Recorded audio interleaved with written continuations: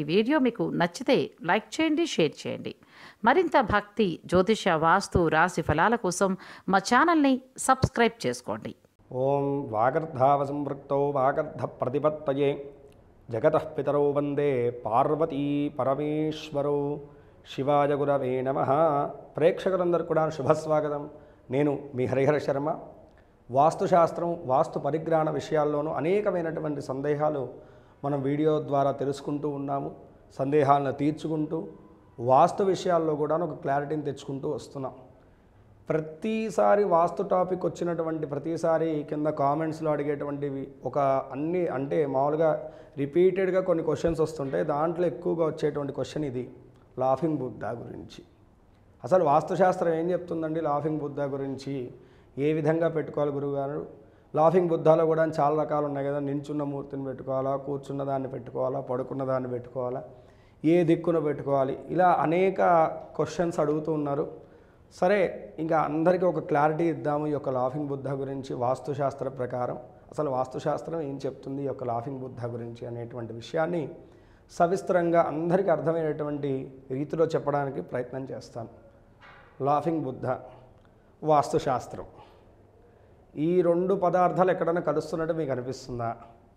ఎందుకంటే శాస్త్రము అనేటువంటిది ఏంది? సనాతనంగా మన పెద్దవాళ్ళు, పూర్వీకులు మనకు చెప్పుతూ వచ్చినటువంటిది. మన సనాతన ధర్మంలో ఉంది ఏంటంటే దేవతలు, దిక్కులు, వాటికి అధిపతులు. అయితే ఈ యొక్క లాఫింగ్ బుద్ధాన్ని మన యొక్క భారతదేశం యొక్క సనాతన ధర్మంలో ఎక్కడన్నా చెప్పడం జరిగిందా అంటే కనుక ఖచ్చితంగా లేదు. అయితే ఒక్కొక్క ప్రాంతీయంలో ఒక్కొక్క విశ్వాసం అనేటువంటిది ఉంటుంది కదా. అలా చైనీయులు బుద్ధమతాన్ని నమ్ముతూ ఉంటారు. ఆ బుద్ధిజంలోనూ కుబేరుడుగా ఈ యొక్క లాఫింగ్ బుద్ధాన్ని నమ్ముతూ ఉంటారు వారు. కుబేరుణ్ణి పెట్టుకోవడం వల్ల, అంటే కుబేర స్వరూపంగా ఈ యొక్క లాఫింగ్ బుద్ధాన్ని ఉంచడం వల్ల అక్కడ నెగిటివ్ ఎనర్జీ తొలగిపోతుందని చెప్పేసి, ధనాకర్షణ కలుగుతుంది అని చెప్పేసి, మనిషి ఆనందంగా ఆహ్లాదకరంగా ఉంటాడు అని చెప్పేసి వాళ్ళు భావన చెందుతూ ఉంటారు. అలా తెచ్చిపెట్టుకున్నటువంటి ఒక నియమమే మనకి ఈ యొక్క లాఫింగ్ బుద్ధ అని అనమాట. దీని గురించి వాస్తుశాస్త్రాన్ని మనం దీంట్లోకి కంబైన్ చేయడానికి అది ఖచ్చితంగా అర్హత లేదు. దాంట్లో లేని విషయాన్ని కూడా మనం కల్పితంగా చెప్పడం అనేటువంటిది అంత మంచి విషయం కూడా కాదు. కాబట్టి ఇక్కడ మనం ఒక క్లారిటీ తెచ్చుకోవాల్సిన విషయం ఏంటంటే కనుక వాస్తుశాస్త్రానికి లాఫింగ్ బుద్ధాకి సంబంధం లేదు. మరి ఎందుకు గురువుగారు చాలామంది సజెషన్ ఇస్తుంటారు మనకి లాఫింగ్ బుద్ధ పెట్టుకుంటే మంచిది వ్యాపార స్థలంలో కానీ ఇంట్లో కానీ అని చెప్పేసి అంటే కనుకను మనము కొన్ని విషయాలను మంచివైతే కనుకను ఎక్కడి నుంచైనా సరే తెచ్చుకునేసి అది మనకి మంచిని చేస్తుందంటే కనుక మనం చేయడం అనేటువంటిది ప్రారంభిస్తూ ఉంటాం. ఉదాహరణకు చెప్పాలంటే కనుక న్యూమరాలజీ కూడాను మన సనాతన ధర్మంలో చెప్పినటువంటి విషయం కాదు, కానీ చాలామంది దాన్ని విశ్వసిస్తూ ఉన్నారు, పాటిస్తూ ఉన్నారు. అలాంటిదే ఈ యొక్క లాఫింగ్ బుద్ధ కూడా. ఉదాహరణకు మీకు చెప్పాలంటే కనుకను బ్యాంకాక్, థాయిలాండ్ అటువైపు మనం వెళ్తే కనుకను వినాయకుడిని చాలా బాగా పూజిస్తారు. మనం సేమ్ ఎలా అయితే కనుక వినాయకుడిని నమస్కారం చేసుకుందే ఎలాంటి మంచి పనులకు కూడా ముందుకు వెళ్ళమో, సేమ్ మనం ఎంత విశ్వాసిస్తామో వాళ్ళు కూడా అంతే విశ్వసిస్తారు వినాయక స్వామి వారిని. మరి ఎందుకండి వాళ్ళకి వినాయకుడు అంటే తెలియదు, మన సనాతన ధర్మం గురించి అంతగా తెలియదు. వాళ్ళు తెలుసుకుని దాని యొక్క గొప్పదనాన్ని తెలుసుకునేసి వారు ఆ యొక్క నియమాన్ని పాటించడం అనేటువంటిది ప్రారంభించారు. ఎందుకు? మంచి జరుగుతుంది అనేటువంటి విషయంలో. సేమ్ అదేవిధంగా చైనీయులు విశ్వసిస్తున్నటువంటి ఒక మంచిని కూడా మనం తెచ్చిపెట్టుకున్నాం.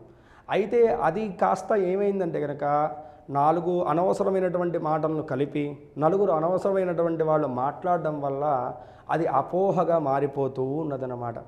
అసలు చైనీయులు పాటిస్తున్నటువంటి నియమాలు ఏమిటి? దాన్ని మనం అనుసరిస్తే కనుక చాలు. ఇంకేమి కూడా దీనికి వాస్తుబద్ధమైనటువంటి విషయాలు కూడాను మనం కలుపుకోవాల్సినటువంటి పని లేదు, అసలు లేదు కూడాను.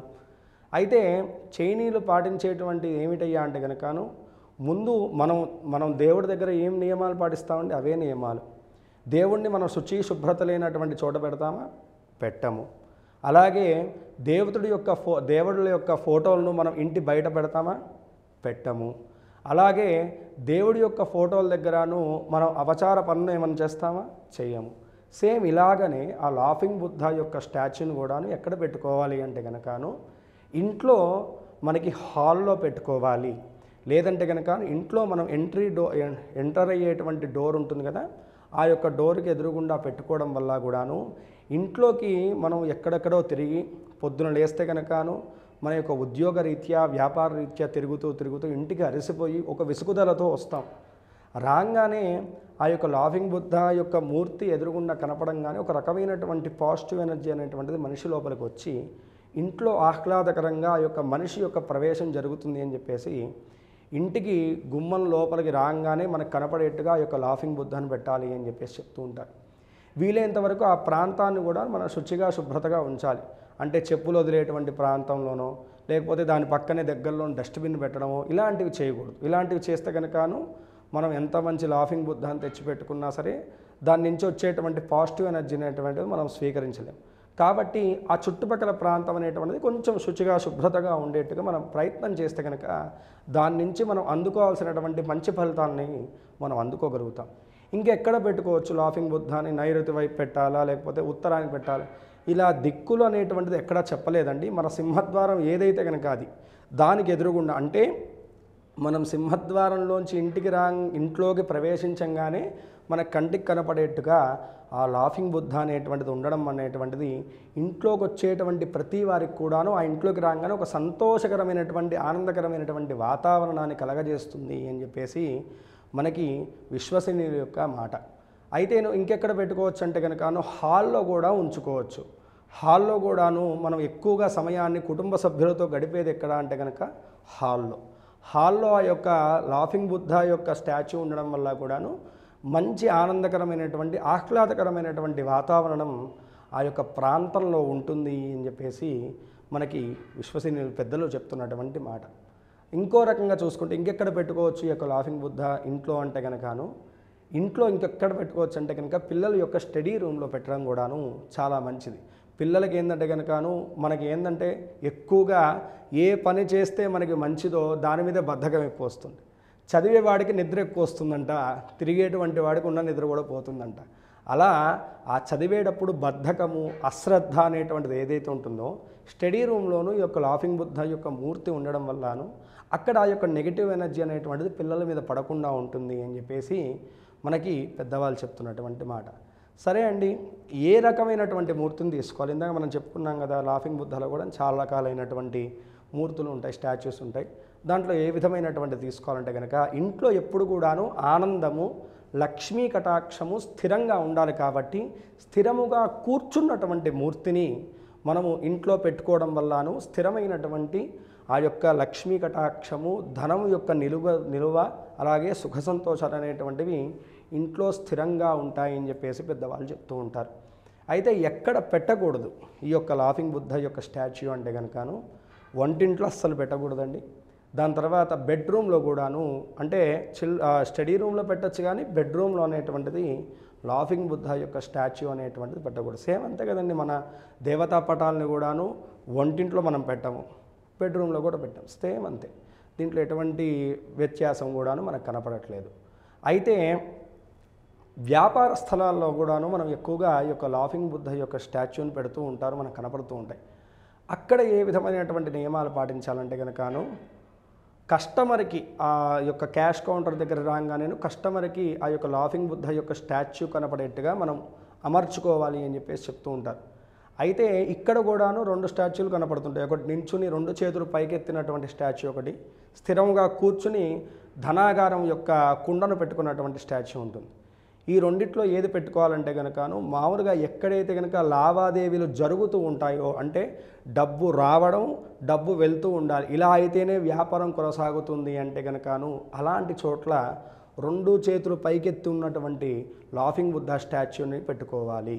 లేదండి స్థిరముగా మాకు యొక్క డబ్బు వస్తూ ఉండాలి అనేటువంటి చోట్ల కొన్ని ఉంటాయి కదండి. ఇప్పుడు మామూలుగా బట్టల షాపులు కానీ లేకపోతే కనుక కిరాణా షాపులు కానీ మొదలైనటువంటివి ఏవైతే కనుకను ఆర్థిక లావాదేవీలు అనేటువంటిది ఎక్కువగా కొనసాగవు. ఇప్పుడు బిజినెస్ ఉందనుకోండి, బిజినెస్లో ఏంటంటే కనుక ఆర్థిక లావాదేవీలు కొనసాగుతూ ఉండాలి. మనకి రావాలి, మనం పెట్టుబడులు పెట్టాలి, అవి రెట్టింపు అవ్వాలి, మళ్ళీ రావాలి, మళ్ళీ పెట్టాలి. ఇలాంటి చోట్ల నించుని 2 చేతులు పైకెత్తినటువంటి లాఫింగ్ బుద్ధని పెట్టుకోవాలి అని చెప్పేసి చెప్తూ ఉంటారు. స్థిరముగా ఎక్కడైతే కనుక లావాదేవీలు వస్తూ చిన్నపాటి ఆ యొక్క లావాదేవీలు కొనసాగుతుంటాయి అలాంటి చోట్ల ఏంటంటే కనుక కూర్చున్నటువంటి లాఫింగ్ బుద్ధాన్ని పెట్టుకోవాలి అని చెప్పేసి చెప్తుంటారు. క్యాష్ కౌంటర్ ఎక్కడైతే ఉంటుందో అక్కడ లాఫింగ్ బుద్ధాన్ని పెట్టడం అనేటువంటిది చాలా మంచిది. లేదంటే కనుకను ఎంట్రింగ్స్లో ఇందాక మనం ఇంటి విషయంలో ఎలా అయితే మనం చెప్పుకున్నామో వ్యాపార స్థలంలో కూడాను ఎంట్రీ అవ్వంగానే ఆ కస్టమర్ ఒక హ్యాపీ ఫీలింగ్ రావడానికి అక్కడ అట్మాస్ఫియర్ అంతా కూడాను అట్రాక్ట్ అవ్వడానికి ఉండేట్టుగా ఒక రెండు చెట్ల మధ్యలోనూ పెద్ద లాఫింగ్ బుద్ధ యొక్క విగ్రహాన్ని పెట్టినా సరే అక్కడ అట్మాస్ఫియర్ అంతా కూడాను మనిషిని ఆకట్టుకునేటువంటి విధానంగా మారుతుంది. అంతే కదండి, వ్యాపారానికి కావాల్సింది ఆకర్షణ. అది ధనాకర్షణ కానివ్వండి, జనాకర్షణ కానివ్వండి. జనాకర్షణ అవుతేనే ధనాకర్షణ అవుతుంది. కాబట్టి ఈ విధంగా అయినా సరే లాఫింగ్ బుద్ధాన్ని స్థాపించడం వల్ల చాలా మంచి జరుగుతుంది. ఇందాక నేను చెప్పాను కదా, ఎక్కడ పెట్టినా సరే అక్కడ కొంచెం శుభ్రతగా ఉండేట్టుగా. మామూలుగా ఇప్పుడు మనం ఫౌంటైన్స్ అలాంటివి పెట్టుకుంటుంటారు కొంతమంది ఇంట్లో, అలాంటి చోట పెట్టినా సరే చాలా మంచిది. గార్డెనింగ్ టైప్లో ఉంటుంది కొంతమంది ఇంట్లో, అలాంటి చోట పెట్టుకున్నా చాలా మంచిది.